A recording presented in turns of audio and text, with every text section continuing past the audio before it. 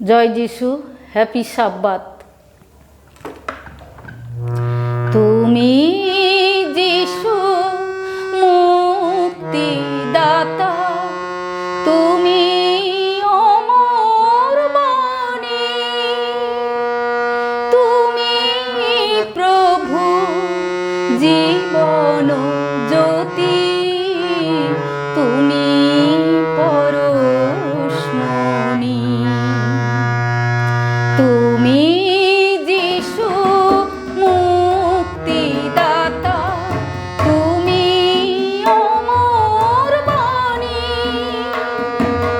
তুমি প্রভু জীবন জ্যোতি, তুমি পরশমণি।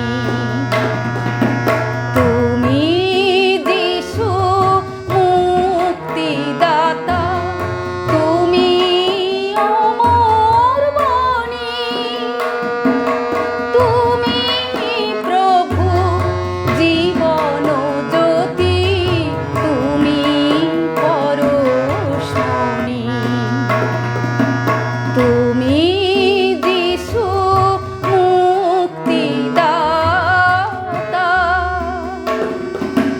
পাপেতে মোর জীবন কালো, জালো যিশু তোমার আলো।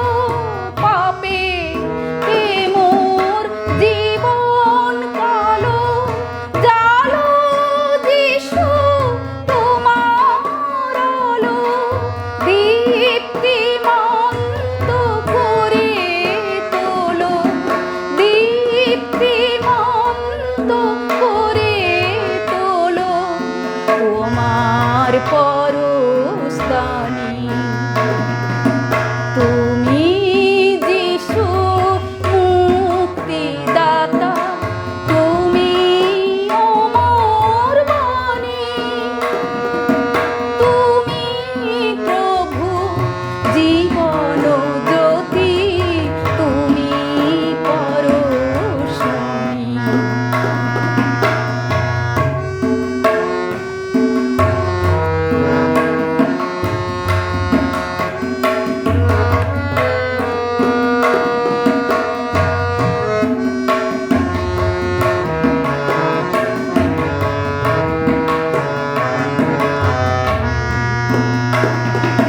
কুসুম নিজে মলয় সাথে সুগন্ধ বিলা, ঝরনাওলি পাপীরা সব মধুর গীতিগা। কুসুম নিজে মলয় সাথে সুগন্ধ বিলা, ঝরনাওলি পাপীরা সব মধুর গীতিগা। ওরা তোমার প্রশংসাতে রত আছে দিবারাতে। ওরা তোমার প্রশংসাতে রত আছে দিবারাতে। ওদের মতো রাখো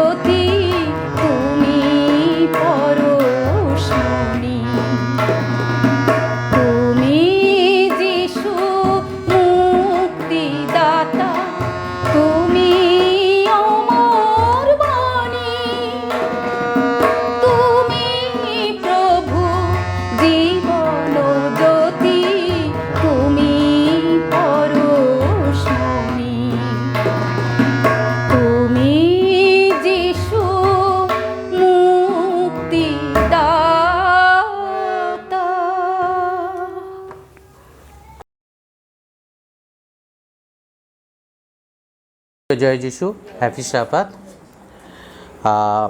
ঈশ্বরকে ধন্যবাদ জানাই এই পবিত্র সাবাত দিনে আমাদের সকলকে একত্রিত করেছে প্রভুর বাক্য শোনার জন্য। আসুন আমরা সেই প্রভুর বাক্যে যাবার আগে আমরা প্রভুর চরণে নত হই প্রভুর পবিত্র আত্মার সাহায্যের জন্য। প্রভু যিশু, তোমার পবিত্র নামে ধন্যবাদ করি প্রভু, যে আমার মতন অধম পাপীকে তোমার বাক্য প্রচারের সুযোগ করে দিয়েছ। প্রভু, তোমার বাক্য বোঝানোর মতন যোগ্যতা বা ক্ষমতা বা জ্ঞান বুদ্ধি আমার কিছুই নাই, তাই তুমি আমাকে সেই যোগ্যতা দাও তোমার পবিত্র আত্মা দ্বারা। যে যোগ্যতা তুমি পিতরকে দিয়েছিলে পঞ্চসপ্তমীর দিনে, এবং সে বাক্য প্রচার করেছিল, 3000 মানুষের হৃদয়কে বিদ্ধ করেছিল সেই বাক্য। প্রভু, আমাকে সেই শক্তি দাও, তোমার পবিত্র আত্মার শক্তি, যেন এই বাক্য যে শুনবে প্রত্যেকের হৃদয়কে যেন বিদ্ধ করে, প্রত্যেকের হৃদয়কে যেন পরিবর্তন করে এবং তোমাতে চলতে সাহায্য করে। প্রভু, সেইভাবে তোমার বাক্য বোঝাতে সাহায্য করো। শুধু যারা শুনবে তারা না, আমিও যেন সেই বাক্য অনুযায়ী চলতে পারি আর তোমারই গৌরব করতে পারি। শেষ পর্যন্ত দান করো। সমগ্র সভাটা তুমি প্রথম থেকে শেষ পর্যন্ত থেকো তোমার পবিত্র আত্মা দ্বারা বোঝাতে, বুঝতে এবং সেই অনুযায়ী চলতেও তোমার গৌরব করতে সাহায্য করো। ধন্যবাদের সহিত এই প্রার্থনা প্রভু যিশু তোমার পবিত্র নামে জানাই, আমেন। আমরা প্রথম বাক্যের মধ্যে যাব। আদি পুস্তক 2:7 আদি পুস্তক 2:7 বলছে, আর সদাপ্রভু ঈশ্বর মৃত্তিকার ধূলিতে আদমকে অর্থাৎ মনুষ্যকে নির্মাণ করিলেন এবং তাহার নাসিকায় ফুঁ দিয়া প্রাণ বায়ু প্রবেশ করাইলেন, তাহাতে মনুষ্য সজীব প্রাণী হইল। আজকে আমার বিষয় হচ্ছে জীবন। জীবন কাকে বলে? যতক্ষণ শ্বাস আছে ততক্ষণ জীবন আছে। আর জীবন একজন খুব ভালোভাবে ব্যাখ্যা করেছে জীবন কাকে বলে।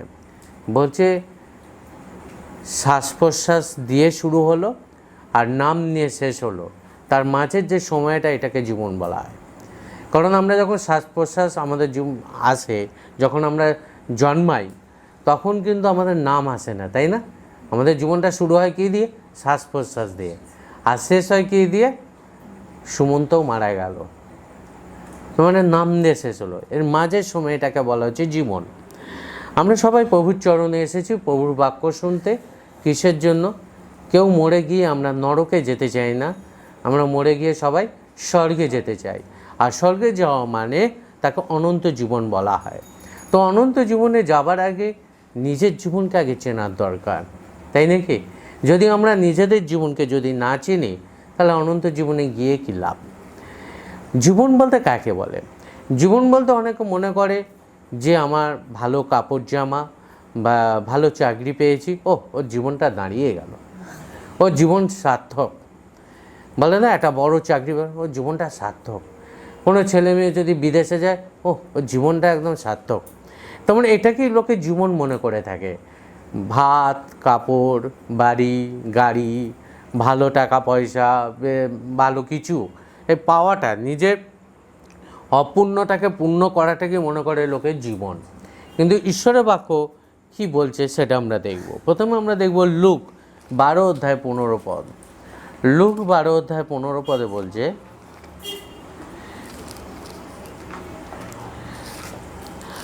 লুক 12:15 বলছে,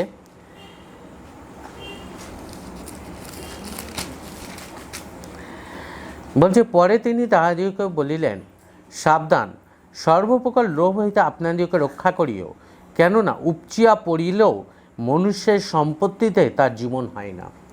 যতই আপনার সম্পত্তি থাক না কেন, যতই আপনার 10 তলা বিল্ডিংও থাকতে পারে, রাজপ্রাসাদ থাকতে পারে, ভালো কাপড় জামা থাকতে পারে, ভালো টাকা পয়সা থাকতে পারে, ভালো সম্পত্তি থাকতে পারে, হতে পারে দেশের অর্ধেক সম্পত্তি আপনার, তবু তা আপনার জীবন নয়। কারণ জীবন একটা মূল্যবান জিনিস। এটা কী করে এসছে না, আমরা প্রথম শুরুতেই যে পথটা পড়েছিলাম, মানুষের জীবন কখন এলো? যখন একজন কেউ ফুঁ দিল, হাওয়া দিল, তাই না? তারপর আমি সজীব প্রাণী হয়েছি। আর সেই হাওয়াটা কে দিয়েছে? ঈশ্বর দিয়েছে। এই হাওয়া যতক্ষণ আমার মধ্যে আছে ততক্ষণ জীবন আছে। বলে না, যতক্ষণ শ্বাস ততক্ষণ আস, তাই নাকি? সুতরাং যতক্ষণ আমার শ্বাস প্রশ্বাস চলছে ততক্ষণ আমার জীবন। কিন্তু যিনি দিয়েছেন তিনি নিতেও পারেন। তা তিনি যদি নিয়ে নেন তাহলে এই জীবন কি আমার থাকবে? থাকবে না। যে কোনো মুহূর্তে চলে যেতে পারে, যে কোনো মুহূর্তে শ্বাস যিনি দিয়েছেন তিনি নিয়ে নিতে পারেন, তাই না? তো আমাদেরকে যতক্ষণ আমাদের মধ্যে শ্বাস রয়েছে ততক্ষণের মধ্যে আমাদের নিজেদের জীবনকে চিনে নেওয়া দরকার। আজ আমরা নিজেদের জীবনকে চিনি না বলেই আজ আমরা প্রচণ্ড হয়ে পড়েছি, স্বার্থপর হয়ে পড়েছি, আত্মশ্লাঘী হয়ে পড়েছি, গর্বান্ধ হয়ে পড়েছি। কী আছে, কিসের নিয়ে আমরা গর্ব করি? জাগতিক জ্ঞান নিয়ে গর্ব করি, বাড়ি নিয়ে গর্ব করি, জমি নিয়ে গর্ব করি, সম্পত্তি নিয়ে গর্ব করি, টাকা পয়সা নিয়ে গর্ব করি, ভালো জিনিস নিয়ে গর্ব করি। কিন্তু যখন আমি শেষ হয়ে যাই কিছুই আমার সঙ্গে যায় না। আর পাঁচজনকে যেইভাবে পোড়ানো হয় বা কবরে দেওয়া হয় সেইভাবে আমাকে দেওয়া হয়। তাহলে জীবনটাকে আমরা অনেকেই বুঝতে পারি না, আর যার জন্য আমরা অন্ধকারে হাতড়ে হাতড়ে বেড়াচ্ছি। কিন্তু যখন আমরা জীবনের গুরুত্ব বুঝবো তখনই আমরা অনন্ত জীবনের দিকে এগিয়ে যেতে পারবো। তাই আজকে আমার বিষয় হচ্ছে জীবনটাকে বোঝা। নিজের জীবনটাকে যখন আমি বুঝবো অপরের আদর্শ তখন হয়ে উঠতে পারবো। নিজের জীবনের গুরুত্ব যখন বুঝবো তখন অপরের জীবনটাকে আমি বুঝতে পারবো। তাই আগে নিজের জীবনটাকে আমাদের বোঝা দরকার। লুক 12:23 বলছে ভক্ষ হইতে প্রাণ, বস্ত্র হইতে শরীর বড় বিষয়। বলছে কোনো কিছু খাওয়া থেকে আমার প্রাণ, আর কোনো বস্ত্র থেকে আমার শরীর অনেক বড় বিষয়। কিন্তু আশ্চর্যের ব্যাপার, কেউ তার শরীরের জন্য, কেউ তার প্রাণের জন্য ছুটে বেড়াচ্ছে না। বেড়াচ্ছে কিসের জন্য? খাবারের জন্য, বস্ত্রের জন্য। লোক বলবে যে এ আবার কেমন কথা বলছে, যে শুনবে সে বলবে এ আবার কেমন ধরনের কথা বলছে। বাস্তব দিক দিয়ে যদি দেখা যায়, ভালো খাচ্ছেন, আপনি খুব ভালো খাচ্ছেন, এমন সময় এমন একটা রোগ এলো, আপনাকে ডাক্তার বললো ওই খাবার খাওয়া যাবে না। তার মানে কি আপনার শরীরের থেকে ওই খাবার গুরুত্ব নয়। ওই খাবারটা না খেলে আপনার শরীর টিকবে, আর শরীর টিকলে আপনি নিজেকে দেখতে পাবেন, নিজেকে উপলব্ধি করতে পারবেন, নিজেকে অনুভব করতে পারবেন। সাপোজ আমি এই ড্রেস পরে রয়েছি, এই জামা পরে রয়েছি, প্রচণ্ড গরম দিচ্ছে, তখন আমি কি করব? আগে আমি এটাকে খোলার চেষ্টা করবো যাতে আমার শরীরটা প্রাণ জুড়ায়। তাহলে এই দুটো ছোট ঘটনা থেকে আমরা কি বুঝতে পারি? খাবার শরীরের থেকে গুরুত্বপূর্ণ জিনিস না, কাপড় জামা শরীরের থেকে গুরুত্বপূর্ণ জিনিস না। যদি আগুন ধরে যায় আগে ছিঁড়ে ফেলে দিই যাতে আমার শরীরটা থাকে। যদি গরম লাগে সেই যত ভালো ড্রেসই হোক না কেন, লাখ টাকা দামি হোক না কেন, তাও আমরা খুলে ফেলে দিই। শরীর আমার কাছে এতটাই গুরুত্বপূর্ণ। এবং যত ভালো খাবারই খাই না কেন, কিন্তু শরীর অসুস্থ হলে সেই খাবারকে ত্যাগ করি যাতে আমার শরীরটা থাকে। কিন্তু আক্ষেপের বিষয়, মানুষ কিন্তু ওই খাবারের পেছনে, ওই বস্ত্রের পেছনে ছুটে বেড়াচ্ছে। প্রভু যিশু মথি 6 কি বলেছে? পাখিদের দিকে তাকিয়ে দেখো, তারা বুনেও না কাটেও না, তবু তারা খেতে পাচ্ছে। কিন্তু তোমরা তো আমার হাতের তৈরি, তোমরা কেন কি খাবো, কি পরবো, কি মাখবো এই বলে ভাবছো? প্রথমে তোমরা আমার রাজ্য ও ধর্মের খোঁজ করো, তোমার ওই সমস্ত দ্রব্যের প্রয়োজন আছে আমি তোমাকে দেবো। কিন্তু আমরা তার রাজ্য ও ধর্মের চেষ্টা করি না। আমরা দিনরাত ছুটে বেড়াচ্ছি খাবারের পেছনে, কাপড়ের পেছনে। ঈশ্বরকে সময় দেবো কোথায়? আর তার মানে কি? আমি আমার জীবনকে চিনতে পারিনি। কখন চিনতে পারি? চিনতে পারি একটা সময় আসে যখন শরীর অসুস্থ হয়ে যায়, যখন আমি ওই খাবারগুলোকে ত্যাগ করি, কিন্তু উপলব্ধি করতে পারি না যে শরীর আমার কাছে কতটা গুরুত্বপূর্ণ। খাবারগুলোকে ত্যাগ করতে হচ্ছে, যার জন্য আমাকে অমানসিক পরিশ্রম করতে হয়েছে। বর্তমানে সিনেমা যারা নায়িকা রয়েছে তারা রোগা হওয়ার জন্য ভালো ভালো খাবার খাচ্ছে না, দামি দামি খাবার খাচ্ছে না। কি খাচ্ছে? সামান্য ফলমূল খেয়ে, হালকা খাবার খেয়ে থাকছে। কোথায় যাচ্ছে টাকা পয়সা? কিসের জন্য? কারণ শরীরটাকে ঠিক রাখতে যায়। তো মানুষের কাছে শরীর, মানুষের কাছে জীবন সব থেকে গুরুত্বপূর্ণ। যখন আজকে আপনারা ইউটিউবে শুনছেন, তো আপনারা যখন এটাকে উপলব্ধি করবেন, আপনি আজ থেকে চেষ্টা করুন নিজের জীবনকে সেইভাবে গড়ে তুলতে, তবে আমরা অনন্ত জীবনের পথে এগিয়ে যেতে পারবো। চলুন আমরা আরেকটু এগিয়ে যাই। 12 অধ্যায়েরই লুক 12:30 প্রভু যিশু কি বলছেন? লুক 12:30 প্রভু যিশু কি বলছেন আমরা দেখব। সেখানে বলছে যে কেননা জগতের জাতিগণ এই সকল বিষয়ে সচেষ্ট, কিন্তু তোমাদের পিতা জানেন যে এই সকল দ্রব্যে তোমাদের প্রয়োজন আছে, কেননা জগতের জাতিগণ এই সকল বিষয়ে সচেষ্ট। জগতের জাতিগণ তারা সকাল থেকে রাত পর্যন্ত ছুটে বেড়াচ্ছে কিসের জন্য? কাপড়ের জন্য, ভাতের জন্য, বাড়ির জন্য ছুটে বেড়াচ্ছে। কিন্তু তোমাদের পিতা জানে এই সকল দ্রব্যে তোমাদের প্রয়োজন আছে। যারা আমরা পিতা ঈশ্বরকে পিতা বলে ডেকেছি, আমাদের উচিত নয় ওই সবের পেছনে ছুটে বেড়ানো। আমাদের উচিত কি না, তাঁর রাজ্যের বিষয়ে সচেষ্ট হওয়া, তার ধার্মিকতার বিষয়ে সচেষ্ট হওয়া। কারণ আপনি যতই জল খান না কেন, ধার্মিকতা যখন উপলব্ধি করবেন সেটাই আপনাকে পরিতৃপ্তি দেবে। কথাটা বুঝতে পারলেন না?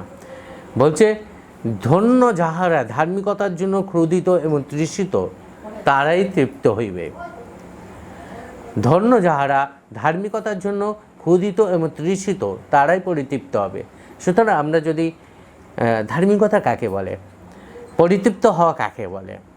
সাপোজ ধরুন আপনি রাস্তা দিয়ে হেঁটে যাচ্ছেন, একজন অসহায় মানুষ খেতে পায়নি, সে আপনার কাছে এসে কিছু সাহায্য চেয়েছে, আপনি দিলেন, আপনার মনের মধ্যে যে কতটা আনন্দ আসবে আপনি নিজে উপলব্ধি করবেন তখন। এটা বলছে ধার্মিকতা, পরিতৃপ্তিতা, যেটা খেয়ে অতটা তৃপ্তি পাওয়া যায় না। আপনি ভালো রেস্টুরেন্টে গিয়ে ভালো পয়সা দিয়ে খান, মনের একটা তৃপ্তি আসে, কিন্তু যে তৃপ্তি একটা গরিব মানুষকে 5 টাকায় যদি দেন, কত ভালো কাজ করে ফেললাম, তাই না? এর মধ্যে যে পরিতৃপ্তি, তা এত দামি পয়সা, বেশি পয়সা দিয়ে দামি খাবার খাওয়ার মধ্যে অতটা তৃপ্তি পাওয়া যায় না। জীবনের মূল্যটা এটাই।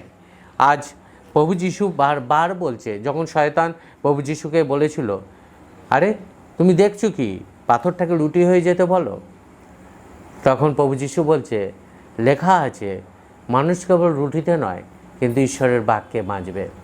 তো জীবনের মূল্য কখন আমরা বুঝতে পারবো? আসুন আমরা দেখি হিতোপদেশ 4 অধ্যায় 13 পদ।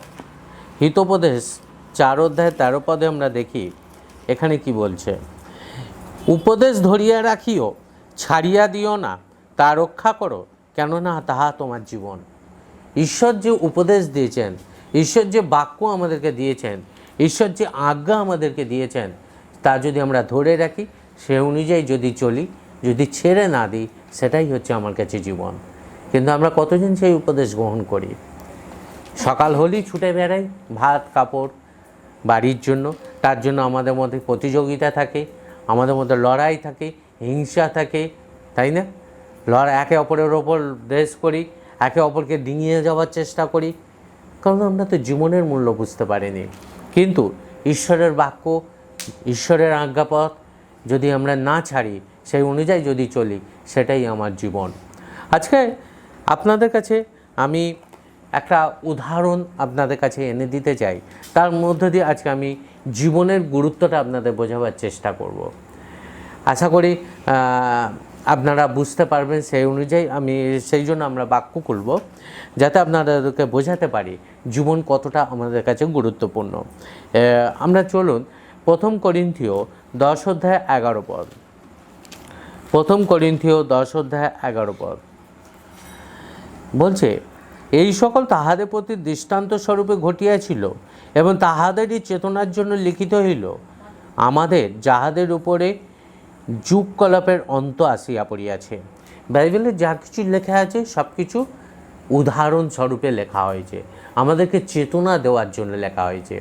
তাই বাইবেল থেকে আমি একটা কাহিনী আপনাদের কাছে তুলে ধরতে চাই, এবং তার জীবনটাকে আমি তুলে ধরতে চাই, যাতে করে আমরাও চেতনা পাই, যাতে করে আমরা নিজেদেরকে যেন সংশোধন করতে পারি, যাতে করে আমরা সেইভাবে নিজেদের জীবনকে যেন চালাতে পারি যেইভাবে ঈশ্বর চান।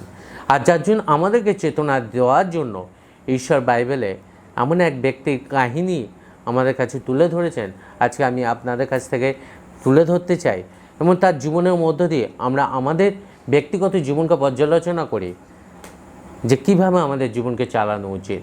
চলুন আমরা যাই 2 পিতর 2 অধ্যায় 7 আর 8 পদ। 2 পিতর 2 অধ্যায় 7 আর 8 পদ। 2 পিতর 2 অধ্যায় 7 আর 8 পদ বলছে, এখানে বলছে, আর সেই ধার্মিক লোটকে উদ্ধার করিলেন, যিনি ধর্মহীনদের স্বৈরাচারে ক্লিষ্ট হইতেন। কেননা সেই ধার্মিক ব্যক্তি তাহাদের মধ্যে বাস করিতে করিতে দেখিয়া শুনিয়া তাহাদের অধর্ম কার্য প্রযুক্ত দিন দিন আপন ধর্মশীল প্রাণকে যাতনা দিতেন। আমি যে ব্যক্তির কাহিনী আপনাদের কাছে তুলে ধরতে চাই সেটা হচ্ছে লোট। এবং এই লোট কে ছিলেন? ধার্মিক। লোট কে ছিলেন? না, তিনি ধার্মিক ছিলেন। আর তিনি কাদের মাঝে বাস করতেন? ধর্মহীনদের মাঝে বাস করতেন।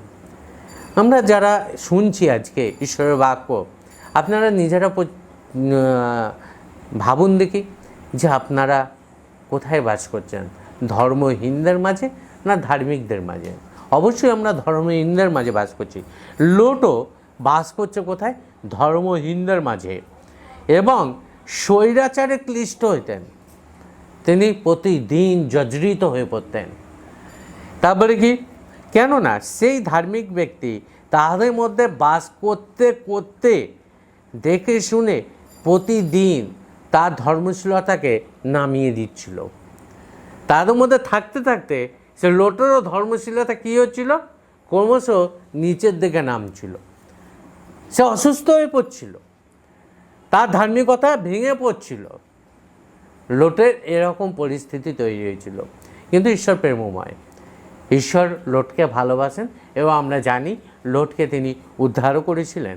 কিন্তু লোটের এই পরিস্থিতি কেন হয়েছিল, কী কারণ হয়েছিল, আজকে আমরা ঠিক সেই জায়গাটায় দেখব। আমরা চলে যাই আদি পুস্তক 13 অধ্যায়ে যাই। আদি পুস্তক 13 অধ্যায় 1 পদ পড়ব। আদি পুস্তক 13 অধ্যায় 1 পদে বলছে, আর আব্রাহাম ও তাহার স্ত্রী সমস্ত সম্পত্তি লইয়া লোটের সঙ্গে মিশর হইতে কনান দেশে দক্ষিণাঞ্চলে যাত্রা করিলেন। লোট আব্রাহামের কে ছিল? না, ভাইপো ছিল। এবং সে কি করত না একসঙ্গে থাকতো। আব্রাহাম, সারা তাদের সকলার সঙ্গে থাকতো। আর দেখুন, সেখানে আব্রাহামের প্রচুর সম্পত্তি ছিল, প্রচুর পশু ছিল, প্রচুর চাকর বাকর ছিল। শুধুমাত্র আব্রাহামের ছিল না, লোটেরও ছিল। 5 বলছে, আর আব্রাহামের সহযাত্রী লোটেরও অনেক মেষ ও গো এবং তাম্বু ছিল। আব্রাহামের সঙ্গে লোটেরও প্রচুর মেষ ছিল, প্রচুর গরু ছিল, প্রচুর তাম্বু ছিল, প্রচুর লোক ছিল। কিন্তু তাদের কাছেও প্রচুর সম্পত্তি থাকার জন্য তারা একসঙ্গে বাস করতে পারল না। কেন?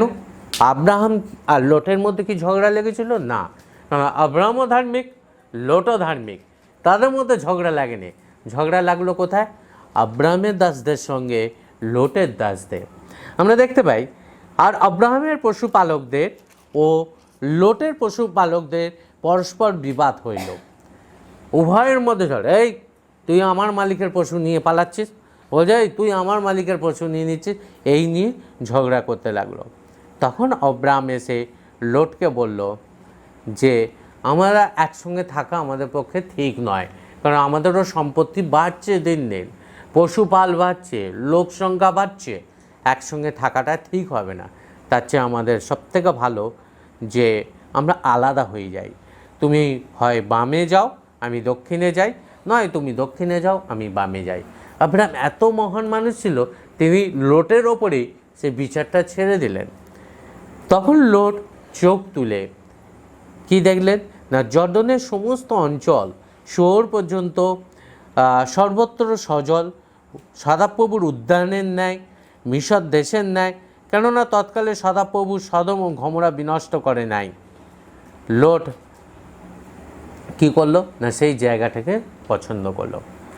আব্রাহাম যখন বললো তুমি পছন্দ করো জায়গা, লোট কি করলো না, চোখ তুলে দেখলো যে জর্দনের থেকে শহর পর্যন্ত সমস্ত অঞ্চল সদাপ্রভুর উদ্যানের ন্যায়। এই ইডেন গার্ডেন যেমন, গার্ডেন অফ ইডেন যেমন ছিল সেরকম জল আছে, প্রচুর ঘাস রয়েছে, সবুজ। তো লোটের মধ্যে কী হলো? লোভ এলো।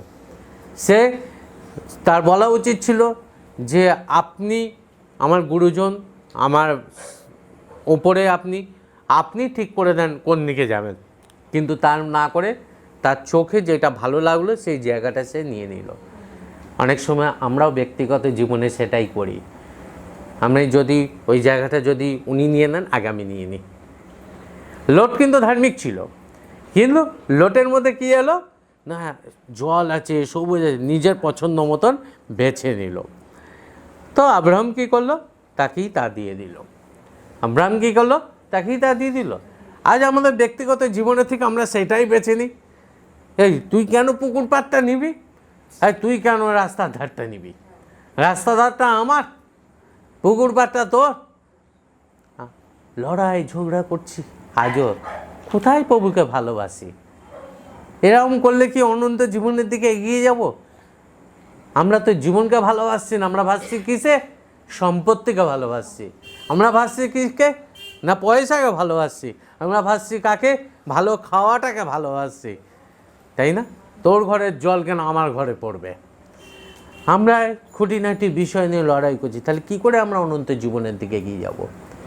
জীবনটাকে বোঝার চেষ্টা করুন। আর লোটের মাধ্যম দিয়ে আমরা সেই জীবনটাকে দেখব। লোটকে যখন বললো তুমি পছন্দ করো, লোট ভালো জায়গাটা, তার চোখে ভালো লাগলো যেটা তার মনের মতন, সেটাকে টেনে নিল। আব্রাহামকে গুরুত্ব দিল না। কিন্তু লোট কি ঠিক জায়গা বেঁচেছিল? আমরা পরের কাহিনীতে চলে যাই। ওইখানে আদি পুস্তকেরই আমরা দেখতে পাই যে 18 অধ্যায় 19 পদে আব্রাহামকে বলছে কেননা আমি তাহাকে জানিছি যেন সে আপন ভাবী সন্তানগণকে ও পরিবারদিগকে আদেশ করে যেন তারা ধর্মসঙ্গত ন্যায্য আচরণ করিতে করিতে সদাপ্রভুর পথে চলে। এইরূপে সদাপ্রভু যেন আব্রাহামের বিষয়ে কথিত আপনার বাক্য সফল করেন। মানে আব্রাহামকে জানেন এবং সে যেন আব্রাহামকে জানে বলে আব্রাহামকে সব জানাতে চায় ঈশ্বর। আব্রাহাম বিশ্বস্ত, তাই ঈশ্বর আব্রাহামকে সব জানাতে চায়। কি জানাতে চায়? সদম গমোরাটাকে ধ্বংস করবে। আর লোট অ্যাকচুয়ালি জর্দন থেকে শোর পর্যন্ত ছিল তাম্বু, কিন্তু তার তাম্বু বাড়তে সদমের দিকে ঢুকে যাচ্ছিল। বাড়তে তার তো লোভ বেড়ে গেছে। বাড়তে লোক বাড়ছে, তাম্বু বাড়ছে, লোক বাড়ছে, তাম্বু, সদমে অবধি চলে গেছে। আর সদমের লোকেরা খুব দুষ্ট প্রকৃতির ছিল। তারা সমকামিতায় পরিপূর্ণ ছিল। ছেলে ছেলে, মেয়ে মেয়ে নোংরামি হতো। আর একে ছাড়ছে ওকে ধরছে, ওকে ছাড়ছে একে ধরছে, এতটা নোংরামিতে পরিপূর্ণ ছিল নোংরামিতে সদম গমোরা। এবং সেই সদম গমোরাকে ঈশ্বর ধ্বংস করতে চাইলেন। তার আগে আব্রাহামকে জানালেন, কারণ তিনি ধার্মিক। এবং বলল, তোমার সন্তান, তোমার ভাবী সন্তানরাও যদি ধর্মপথে চলে, ন্যায্য আচরণ করে, তাহলে আব্রাহামের মতো তারাও আশীর্বাদ পাবে। তো এখান থেকে আমরা কী শিখতে পাই? যে ঈশ্বর কাছে আব্রাহাম কতটা বিশ্বস্ত ছিল। আমি যদি কারুর যদি কথা শুনে চলি এবং প্রত্যেকটি কথা যদি মেনে চলি, সে যা হবে সব খুলে আমাকে বলবে। তার প্রত্যেকটি কথা যদি মেনে চলি, তার কথা অনুযায়ী যদি চলি, সে আমাকে যা হবে, তার জীবনের ছোটোখাটো ঘটনাও, খুব গোপন ঘটনাও সে আমাকে জানাবে। কারণ আমি তার কাছে বিশ্বস্ত হয়েছি। কখন? যখন আমি তার কথা শুনে চলছি। আব্রাহাম ঈশ্বরের কথা শুনে চলতেন, যার জন্য সদম গমোরা বিনাশ করবে তার আগে আব্রাহামকে জানাচ্ছে। আর আব্রাহাম তাই নিয়ে অনেকবার ঈশ্বরকে বলেছে, যদি 10 জনও যদি ধার্মিক থাকে, আপনি কি সেই নগর ধ্বংস করবেন? 10 জনও ধার্মিক ছিল না। বলেছিল 10 জনে যদি থাকে, আর প্রথমে 50 জন বলেছিল, তারপরে কমতে 10 জনে নেমেছিল। কিন্তু সদম গমোরা বিনাশ হয়েছিল কারণ 10 জনও ধার্মিক ছিল না। একমাত্র ধার্মিক কে ছিল? লোট। তো এখানে আমরা কতজন আছি? প্রায় 25 জনের মতন। কজন ধার্মিক আছে? আমরা নিজেকে ভাবার চেষ্টা করি, নিজেকে সেইভাবে গড়ে তুলি, নিজের জীবনটাকে গড়ে তুলি। কিন্তু লোটের ক্ষেত্রে কী সমস্যা হচ্ছে? সে ধার্মিক ছিল বটে, কিন্তু তার ধার্মিক শুধু তার মধ্যেই সীমাবদ্ধ ছিল। তার ধার্মিকতা বাকিদেরকে প্রতিফলিত করেনি। লোটের ধার্মিকতা বাকিদেরকে কি করেনি, প্রতিফলিত করেনি। আমরা দেখতে পাই যে 19 পদে 19 অধ্যায় আদিপুস্তক 19 অধ্যায় আমরা দেখতে পাই, আদিপুস্তক 19 অধ্যায় আমরা কি দেখতে পাই না, সেখানে দুজন দূত এসেছে এবং তারা কি করেছে, লোটের বাড়িতে গেছে, লোটকে বলতে গেছে যে আমি এই নগরটাকে ধ্বংস করব বলতে গেছে। যেই মুহূর্তে ওরা দুজন ঢুকেছে সেই মুহূর্তে সদমের লোকেরা এসে কি বলছে। তো এখানে অনেকজনই আমরা আছি, তো যারা শুনছি, তো এখানে দেখতে হবে যে আমার এলাকায় ধার্মিক কতজন আছে। সদম গমোরার মধ্যে 10 জনও ধার্মিক দেখতে পাওয়া যায়নি, কেবলমাত্র একটাই ধার্মিক দেখতে পাওয়া গেছে, সেটা হচ্ছে লোট। কিন্তু লোট পিতরে আমরা কি পেয়েছি, দ্বিতীয় পিতরে না, লোট অধার্মিকদের মাঝে থাকতে থাকতে সেও ক্লিষ্ট হয়ে পড়ছিল, জীর্ণ হয়ে পড়ছিল, তাই না? সেও অসুস্থ হয়ে পড়ছিল, তার ধার্মিকতা স্তীমিত হয়ে যাচ্ছিল। আর সেটা আমরা দেখতে পাই যখন দূতেরা এলো 19 অধ্যায়, আদিপুস্তক 19 অধ্যায় দেখতে পাই যে দুজন দূত এলো লোটের বাড়িতে, সদম গমোরা ধ্বংস করবে, লোটকে নিয়ে যাবে যাতে লোট বাঁচে, কারণ সে ধার্মিক। এবং যখন এলো, আসার পরে সদমের লোকেরা এসে কি করছে, দরজায় ধাক্কা মারছে, বলছে দরজা খোলো। তখন লোট এসে বলছে কি হয়েছে, বলছে তোমাদের দুজন পুরুষ এসেছে, দুজন যে এসেছে তাদেরকে বার করে দাও, ওদের সঙ্গে ব্যভিচার করব। তখন লোট বলছে যে এরা আমার আশ্রয় নিয়েছে, এরা আমার আশ্রিত, সুতরাং আমি এদেরকে এইভাবে ছেড়ে দিতে পারি না, বরং আমার অবিবাহিত 2টি মেয়ে রয়েছে, তাদের সঙ্গে তোমরা যা খুশি করো, কিন্তু এনাদেরকে আপনার হাতে ছাড়তে পারি না। তখন বলছে তুই বাইরে থেকে এসেছিস আর তুই বেশি কথা বলছিস আমাদের সঙ্গে, বলে যেই লোটের ওপরে চড়াও হয়েছে মারবে বলে, তখন দুজন দূত কী করলো, তাকে হাত বাড়িয়ে ভেতরে ঢুকিয়ে নিল এবং দরজা বন্ধ করে দিল এবং তাদের চোখকে অন্ধ করে দিল, যারা এসেছিল তারা দেখতে পেল না। তখন দূতেরা কি করলো, লোটকে বলছে 12 পদে 19 অধ্যায় 12 পদে বলছে, সেই ব্যক্তিরা লোটকে কহিলেন এই স্থানে তোমার আর কে কে আছে, তোমার জামাতা ও পুত্রকন্যা যত এই নগরে আছে সেই সকলকে এই স্থান হইতে লইয়া যাও। বলছে তোমার যত জামাই ছেলে মেয়ে রয়েছে সবাইকে স্থান থেকে নিয়ে যাও। তার মানে লোটে ওই 2টি অবিবাহিত মেয়ে ছাড়া আরও ছেলে মেয়ে জামাই ছিল। তখন লোটকে বলল যে তাদেরকে ডেকে নিয়ে চলো। তখন লোট বাইরে গিয়ে 14টা পড়ছি, তখন লোট বাইরে গিয়ে তাহার কন্যাদিওকে যাহারা বিবাহ করিয়াছিল সেই জামাতাদিওকে কহিলেন উঠো, এই স্থান হইতে বাহির হও, কেননা সদাপ্রভু এই নগর উচ্ছিন্ন করিবেন। কিন্তু তাহার জামাতারা তাহাকে উপহাসকারী বলিয়া জ্ঞান করিল।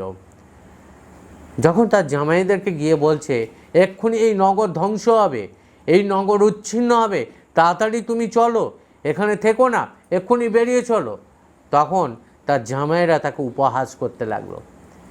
লোটের ধার্মিকতা তার জামাইদেরকে স্পর্শ করেনি এবং বাকি পুত্র কন্যাদেরও স্পর্শ করেনি। পরে দূতেরা কী করলো, লোটকে, লোটের স্ত্রীকে এবং তার 2 কন্যাকে, অবিবাহিত কন্যাকে নিয়ে বেরিয়ে যেতে চাইল। তখন লোট ইতস্তত করতে লাগলো। দেখুন, আব্রাহামের সঙ্গে লোটের তফাৎ এইটাই। আব্রাহামের ধার্মিকতা কী ছিল, ইসহাককে বলি দাও, সে একবারও ইতস্তত করেনি, একবারও চিন্তা করেনি, একবারও কাঁদেনি, একবারও ভাবেনি। অথচ 100 ওপরেও বয়স হয়ে গেছে এবং সারা 90-এর ওপরেও বয়স হয়ে গেছে, অত বছর বয়সে সে সন্তান পেয়েছে, তথাপি ঈশ্বর যেই মুহূর্তে বলেছে বলি দাও, সেই মুহূর্তে আব্রাহাম কী করেছিল না, তার সন্তানকে নিয়ে চলে গেছিল বলি দিতে, একটিবারের জন্য চিন্তা করেনি, ইতস্ততও করেনি। কিন্তু লোট ইতস্তত করতে লাগলো, কাদের জন্য, সেই পুত্র, সেই কন্যা, সেই জামাইদের জন্য। তাহলে লোটের ধার্মিকতা ক্রমশ নেমে যাচ্ছিল, কারণ সে অধার্মিকদের মাঝে বাস করছিল। আজ আমরা সবাই প্রভু যিশুকে ভালোবাসি, আমরা কি অধার্মিকদের মাঝে বাস করছি না? আপনার আশপাশে ডায়ে বায়ে চতুর্দিকে অধার্মিকতায় ভর্তি। তো কোথাও কি তাদের অধার্মিকতা আমাদের গায়ে লাগছে না? তো আমরা নিজেদেরকে প্রশ্ন করি, কোথাও সেই অধার্মিকতা আমাদের ধার্মিকতাকে ক্লিষ্ট করছে না তো লোটের মতন? কারণ এই পৃথিবী অধার্মিকতায় ছেয়ে গেছে। তাই যতক্ষণ লোট আব্রাহামের সঙ্গে ছিল ততক্ষণ ছিল ধার্মিকদের সংসর্গে ছিল, তাই নাকি?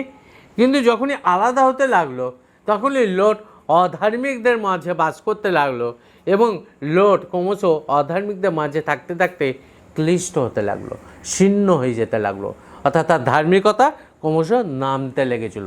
যার জন্য তার কন্যা, তার পুত্র, তার জামাতার কেউ লোটের কথা শোনেনি, কারণ লোটের ধার্মিকতার জীবন অপরকে প্রতিফলিত করেনি। এবং যখন আমরা দেখতে পাই যে লোট যখন বেরিয়ে যাচ্ছে, লোটকে বলা হলো, লোটকে টেনে বের করে নিয়ে যাওয়া হচ্ছে, তখন বলা হলো কে পেছন ঘুরে তাকাবে না? কিন্তু লোটের স্ত্রী পেছন ঘুরে তাকিয়েছিল, কারণ লোটের ধার্মিকতা তাকেও প্রতিফলিত করেনি, তারও ধার্মিকতা নেমে গেছিল।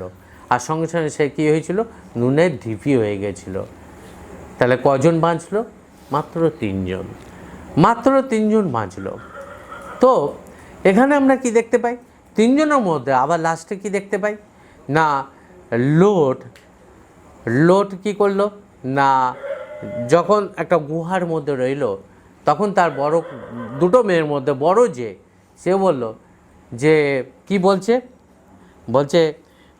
জগৎ সংসারের ব্যবহার অনুসারে, কথাটা মন দিয়ে শুনুন, জগৎ সংসারের ব্যবহার অনুসারে আমাদিগতে উপগত হইতে এই দেশে কোনো পুরুষ নাই, এই দেশে কোনো পুরুষ নাই। পুরুষ ঠিক হয়ে যেত, ঈশ্বর ঠিক যোগান দিত। জগৎ সংসারের ব্যবহার অনুসারে এই দেশে কোনো পুরুষ নাই, চলো আমার পিতাকে মদ খাইয়ে আজকে আমি তার সঙ্গে শুই, কালকে তুমি তার সঙ্গে শোবে। কেন এই জিনিসটা হলো? কারণ তারাও ওই অধার্মিকদের মাঝে ছিল। আজকে আমরা এই অধার্মিকতার জগতে রয়েছি, একটু একটু তো ঝগড়া করতেই হবে, তাই না? একটু একটু তো পেছনে লাগতেই হবে। আরে চুপচাপ থাকলে হবে না, মাথায় উঠে বসবে। একটু একটু তো ফোঁস করতেই হবে, একটু তো মিথ্যা বলতে হবে। কোথাও কি সেই অধার্মিকতা আমাদেরকেও কি ছুটছে না? আমাদের জীবনকে সেইভাবে গড়ে তুলতে হবে। কিভাবে গড়ে তুলতে হবে? আমরা দেখি হিতোপদেশ 27 অধ্যায় 19 পদ। হিতোপদেশ 27 অধ্যায় 19 পদ। হিতোপদেশ 27 অধ্যায় 19 পদ। হিতোপদেশ 27 অধ্যায় 19 পদে বলছে, জল মধ্যে যেমন মুখের প্রতিরূপ মুখ, তেমনি মনুষ্যের প্রতিরূপ মনুষ্য হৃদয়। জলের মধ্যে মুখের প্রতিরূপ মুখ, তেমনি মনুষ্যের প্রতিরূপ মনুষ্য হৃদয়। আপনারা যখন জলের দিকে তাকান, পরিষ্কার জলের দিকে, আপনি কি দেখতে পান? আপনার নিজের মুখটা দেখতে পান। সেই জলটা যদি ঘোলা হয়, আপনি কি সেই মুখটা দেখতে পান? তো ঠিক সেরকম আপনার জীবন যদি স্বচ্ছ হয়, আপনার জীবন যদি পরিষ্কার হয়, আপনি যদি আমার দিকে তাকান, যদি আমার জীবন পরিষ্কার হয়, স্বচ্ছ হয়, তাহলে আপনি যদি আমার দিকে তাকান, আপনি আপনার নিজের মুখটাকে দেখতে পাবেন। আর মুখটাকে দেখে কি বুঝতে পারবেন? কোথায় দাগ আছে, কোথায় আপনার জীবনে কালো দাগ আছে। আমার জীবন আয়না আপনাকে দেখিয়ে দেবে। বলছে জলের মধ্যে যেমন মানুষের প্রতিরূপ মুখ, মুখের প্রতিরূপ মুখ, মানে আমি যখন পরিষ্কার জলের দিকে তাকাই আমার মুখের ছবিটা ফুটে ওঠে। ঠিক সেরকম একটা মানুষের হৃদয় যদি পরিষ্কার থাকে, তার দিকে যে তাকাবে সে তার নিজের নোংরাটাকে দেখতে পাবে, তার নিজের কালো দিকটা দেখতে পাবে। সেরকমভাবে কি আমরা নিজেদের জীবনকে আদর্শ করে তুলতে পেরেছি? লোটের জীবনটা তাই ছিল।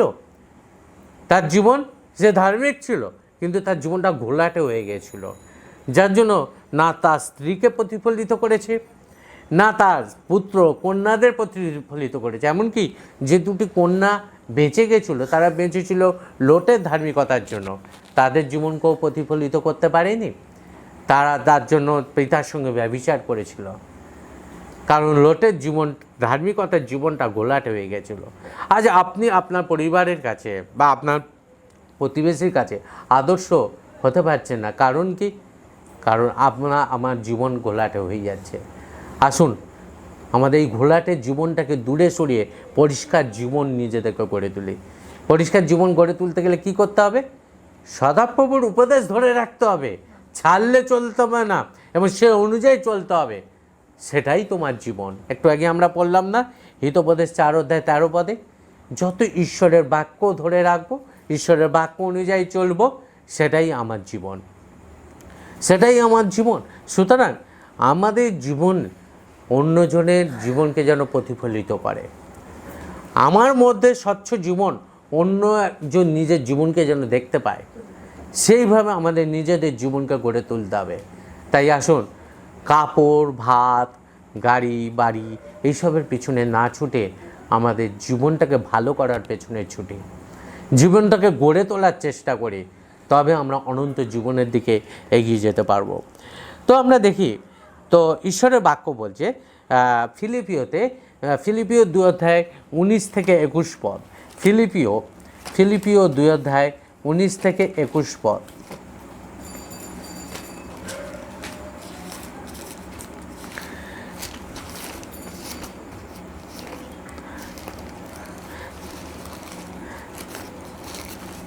ফিলিপিও 2 অধ্যায় 19 থেকে 21 পদ বলছে, আমি প্রভু যিশুকে প্রত্যাশা করিতেছি যে তিমথিওকে শীঘ্রই তোমাদের কাছে পাঠাইব, যেন তোমাদের অবস্থা জানিয়া আমারও প্রাণ জুড়ায়।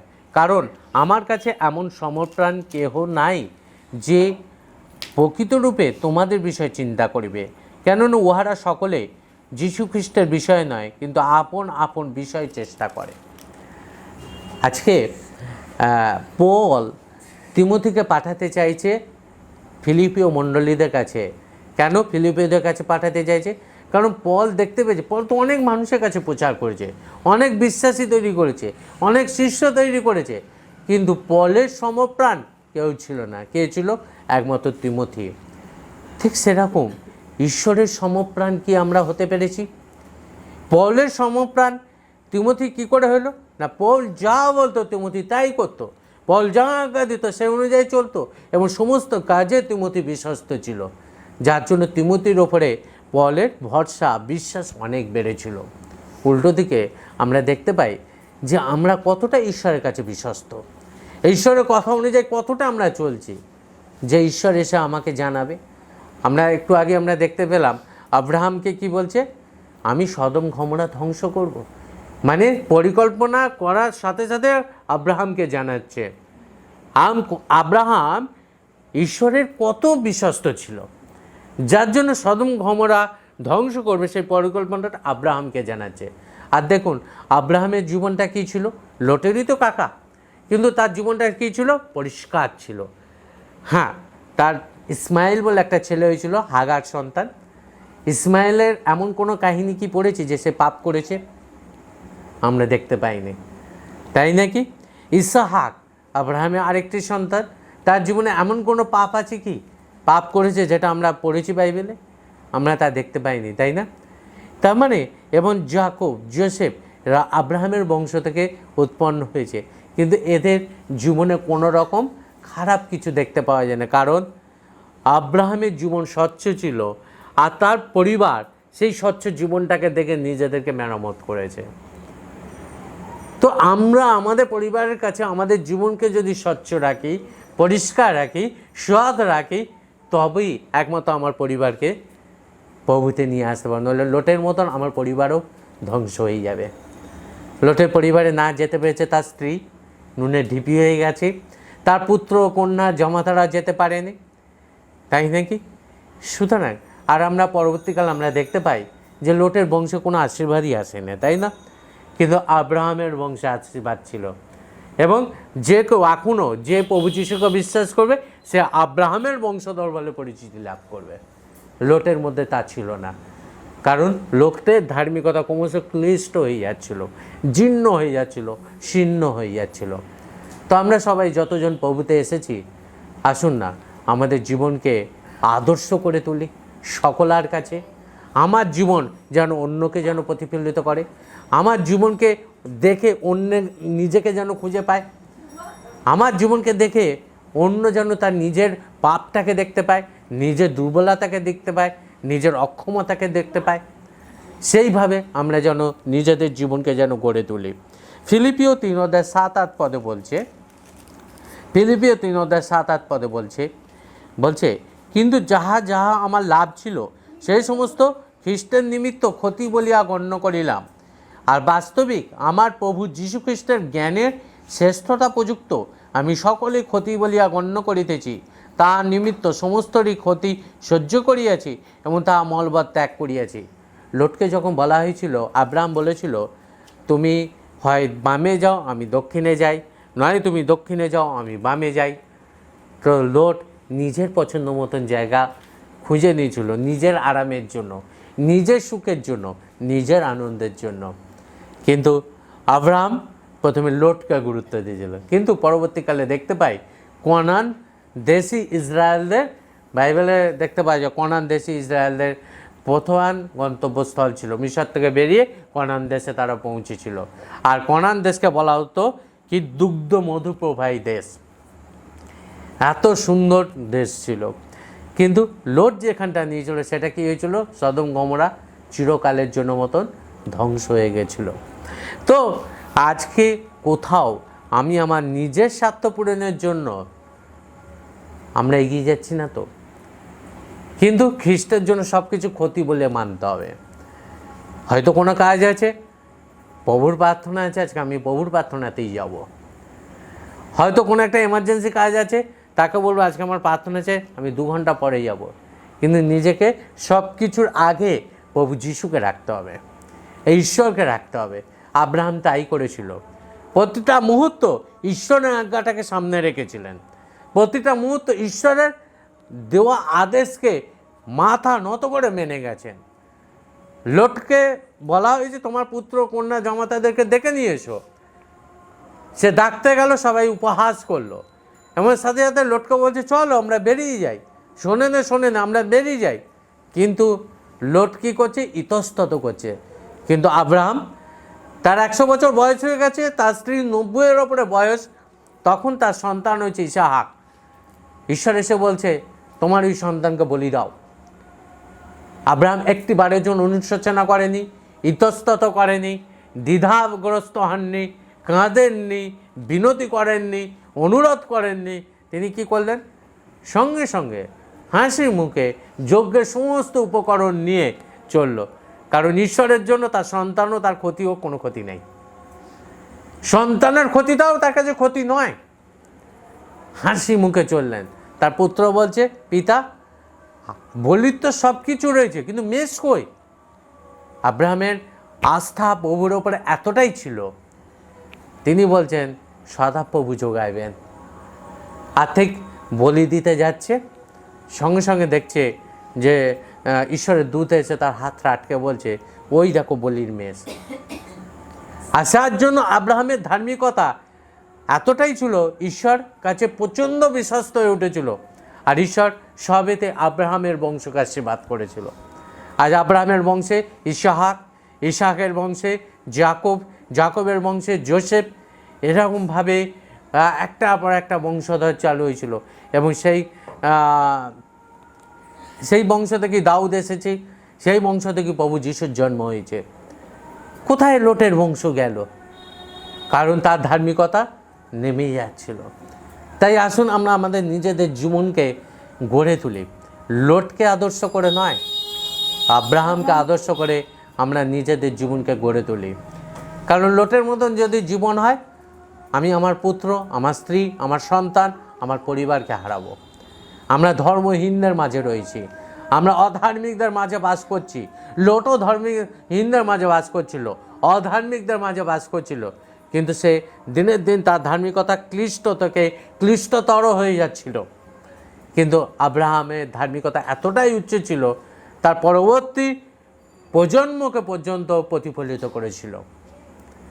তাই আমাদের জীবনকে কিভাবে গড়ে তুলব, এই লোট এবং আব্রাহামের কাহিনীর মধ্যে দিয়ে আমরা দেখতে পাই। এবং একটু আগে আমরা পড়লাম হিতোপদেশ 27 অধ্যায় 19 পদে, সেখানে কি বলছে, জলের মধ্যে মুখের প্রতিরূপ মুখ যেমন দেখতে পাওয়া যায় পরিষ্কার জলের মধ্যে, ঠিক সেরকম আমার জীবনের মধ্যে অপরের জীবনকে যেন দেখতে পায়। আমার জীবনের দিকে যে তাকাবে যেন অপরের তার জীবনটাকে দেখতে পায়, তবে সে তার কাছে আপনি তার আদর্শ হয়ে উঠতে পারবেন। যতক্ষণ না আপনার জীবন অপরের আদর্শ হতে পারছে, ততক্ষণ অবধি আপনি অনন্ত জীবনের দিকে এগোতে পারবেন না। তাই বলছে শিষ্য মানাও। শিষ্য মানে কি? তখনই শিষ্য তৈরি হবে যদি আপনি শিষ্যের আদর্শ হতে পারেন, যদি আপনি শিষ্যের আদর্শ হতে পারেন। তাই ভাত কাপড় এইসবের পেছনে নয়, ঈশ্বরের রাজ্য ও ধার্মিকতার পেছনে ছুটে বেড়ান। তাই আপনার জীবনকে পরিষ্কারভাবে স্বচ্ছভাবে গড়ে তুলতে সাহায্য করবে। লাস্ট পদ আমি আপনাদের কাছে পড়তে চাই, 1 তিমথি 4 অধ্যায় 12 পদ। 1 তিমথি 4 অধ্যায় 12 পদ। 1 তিমথি 4 অধ্যায় 12 পদে বলছে, তোমার যৌবন কাহকেও তুচ্ছ করিতে দিও না। তোমার জীবনে এমন কোনো খুঁত না থাকে, যেন খুঁত থাকে যেন কেউ আপনার দোষ ধরতে পারে। তাই নিজের জীবনকে পরিষ্কারভাবে স্বচ্ছভাবে গড়ে তোলো, কিন্তু বাক্যে, আচারে, ব্যবহারে, প্রেমে, বিশ্বাসে ও শুদ্ধতায় বিশ্বাসী বর্গের আদর্শ হও। বাক্যে আপনি যা মুখে বলছেন আপনার কাজে যেন তা ফুটে ওঠে, আপনার আচার ব্যবহারে যেন ফুটে ওঠে, আপনার প্রেমে যেন ফুটে ওঠে, আপনার বিশ্বাসে যেন ফুটে ওঠে, আপনার শুদ্ধতায় যেন ফুটে ওঠে, আপনার মধ্যে পরিষ্কার স্বচ্ছ জীবন যেন থাকে, যেন আপনি বিশ্বাসের আদর্শ হতে পারেন। এই জীবনটাকে সেইভাবেই আমাদের গড়ে তোলা উচিত, যেন প্রত্যেকটি মানুষ বলে যে হ্যাঁ অমুক খুব ভালো ছিলেন, তিনি ঈশ্বরের বিশ্বস্ত দাস ছিলেন, তিনি ঈশ্বরের ধার্মিক ব্যক্তি ছিলেন, তার জীবনকে দেখলেই আমাদের ভক্তি জাগত।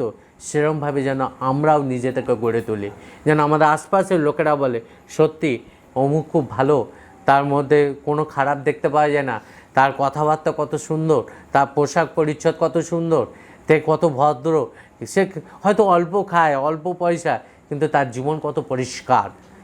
এইভাবে যেন আমরা অপরের আদর্শ যেন হতে পারি।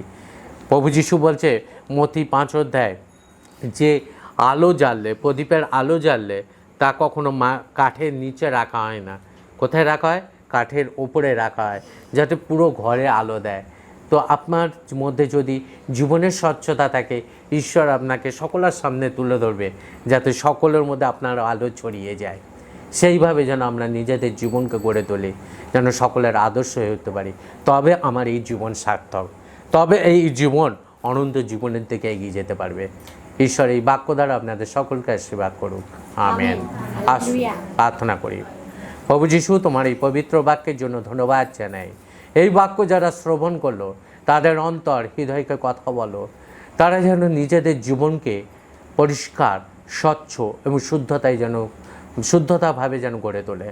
শুধু যারা শুনলো তারা নয়, আমিও যেন নিজের জীবনকে সেইভাবে গড়ে তুলি, যেন আমার জীবনে যে তাকাবে সে যেন তার নিজের জীবনের দুর্বলতাকে দেখতে পায়, যেন নিজেকে মেরামত করে, যেন আমার জীবন অপরের কাছে আদর্শ হয়ে ওঠে, যেন তোমারই গৌরব করতে পারি। প্রভু সে আশীর্বাদ তুমি দান করো। এই বাক্যে শুধু শ্রোতা বা বক্তা হয়ে যেন না থাকে, এই বাক্যের দ্বারা যেন আমরা কার্যকরী হয়ে উঠতে পারি আর তোমারই গৌরব করতে পারি। প্রভু সে আশীর্বাদ তুমি দান করো। প্রভু তুমি সাথে থেকো। প্রার্থনা ভুল ত্রুটি ক্ষমা করো, সকল পাপ আমার ক্ষমা করো। তুমিই মহিমান্বিত হও, তোমার ইচ্ছা অনুযায়ী সমস্ত কিছু সিদ্ধ হোক। এই প্রার্থনা ধন্যবাদের সহিত প্রভু যিশু তোমার পবিত্র নামে জানাই। আমেন।